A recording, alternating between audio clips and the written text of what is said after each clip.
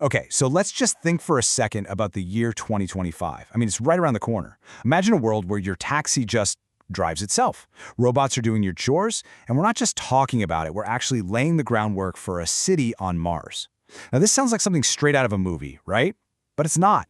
This is the future that Elon Musk is actively building. But here's the thing. To really get what's going on, we have to dig deeper than just the flashy headlines. We need to understand the one single method that's behind all of it.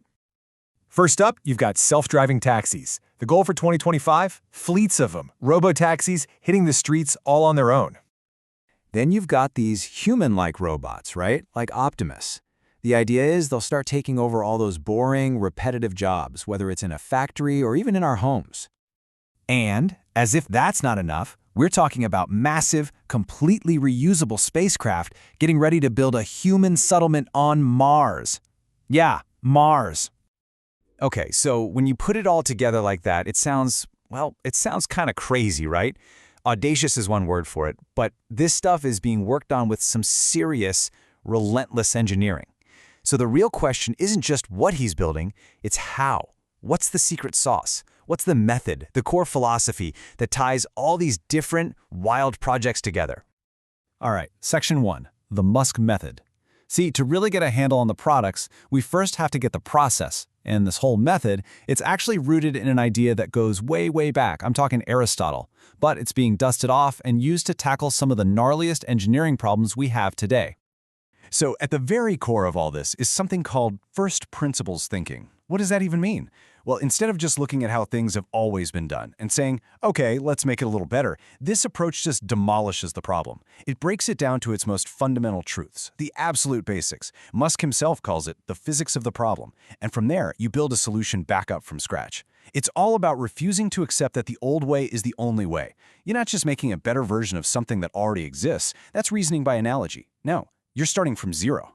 And believe it or not, Musk has actually turned this into a 5-step algorithm that he drills into his teams. Step 1, question every single requirement. Why? Because most of the time, a requirement is just an old assumption someone made a long time ago. Step 2, and this is the big one, delete the part or process. The default setting is just to get rid of it. Then, and only then, do you move to Step 3, simplify or optimize whatever is left. See, most people jump straight to Step 3. Once it's simple, you go to Step 4, speed it up, accelerate the cycle time. And the very last thing you do? Step 5, automate. That order is absolutely critical. And this quote from Musk just nails it. The most common mistake of smart engineers is to optimize a thing that should not exist. I mean, think about it. Why pour all your energy into making something perfect if it shouldn't even be there to begin with? He has this rule. If you're not adding back at least 10% of the things you deleted, you're not being aggressive enough. It is just a ruthless, relentless process of simplification. So what's really interesting is how different this is from other big innovators. Take Jeff Bezos. He's famous for his customer-first approach, right? He starts with what customers need and works backward. His whole game is about answering the question, will people buy this? But Musk, he's completely different. He takes a technology-first approach. He's trying to answer a different question. Can we even build this? He's making a huge bet that if he can crack the fundamental engineering problem, if he can just make the thing work, the customers will come. Okay, so that's the theory. But how does this all play out in the real world? You know, with actual metal and software and rockets?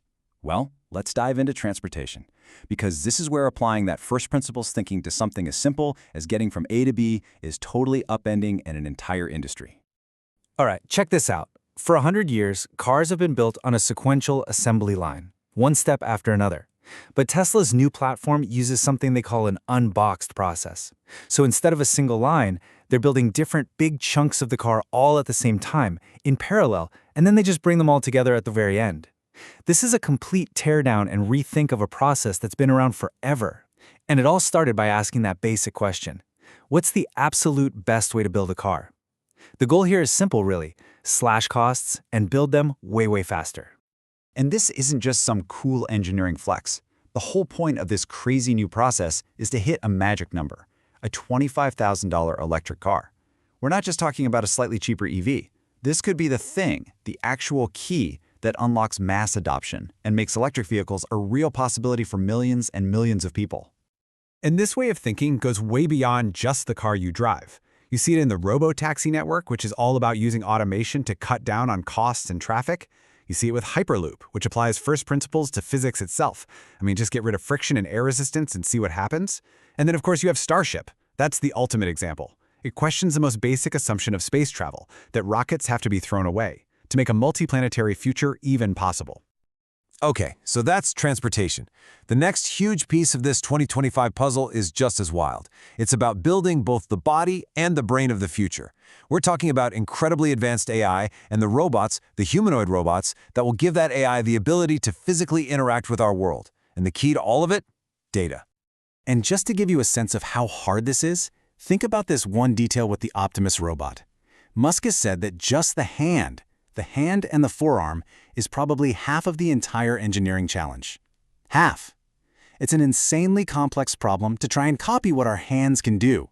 You have to redesign everything from the ground up, every little motor, every tiny sensor. But here's the twist. Optimus isn't really just about doing chores. Musk sees it as the ultimate data-gathering machine. Look, Twitter gives you text data. The millions of Teslas on the road give you driving data. But imagine billions of Optimus robots. They could go anywhere. They could interact with the real world in a way a car never could, collecting this insane amount of data about cause and effect. That's the data you need to train a truly powerful AI. As Musk says, reality scales to the scale of reality. If you want an AI to understand our world, it has to learn from our world. So what's the end game for this AI, for XAI? The stated goal is to create a maximum truth-seeking AI. Musk's argument is that teaching an AI to lie, even for what we think are good reasons, is just way too dangerous. He believes its core programming, its fundamental purpose, has to be a relentless pursuit of what is true. So we've gone from cars and robots that change the world around us to the final frontier of this vision, which actually turns inward. The next step isn't about changing our environment, it's about connecting directly with our own minds. And this brings us to Neuralink. Its mission really has two parts. The short-term goal is all about therapy, helping people with really serious neurological issues like paralysis get their autonomy back. I mean, we've already seen the first patient controlling a computer cursor just by thinking. But the long-term vision, and this is right on their website, is to unlock human potential tomorrow. That means creating a brain-computer interface for everybody. And that's where things get really wild and the ethical questions just get huge. Okay, so with technology this powerful, coming at us this fast, we have to talk about the flip side. This is the last and maybe the most important part of the story, the massive ethical questions all of this raises.